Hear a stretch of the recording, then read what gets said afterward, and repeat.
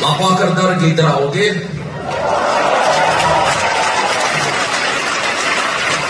Es saku, mācīties latviešu valodu, jo tagad Krievija ļoti uzmanīgi seko līdzi visam, ko es saku koncertos.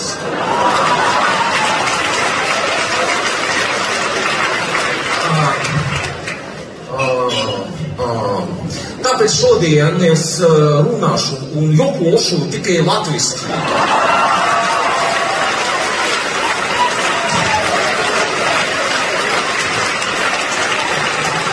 Un tagad es redzu, ka daudzi latvieši ir nobijušies, ka es jokošu tikai latviski.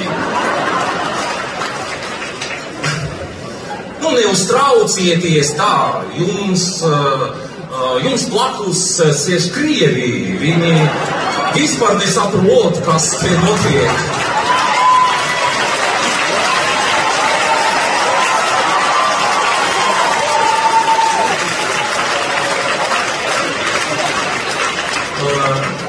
Ar ko viņi ir samaksājuši.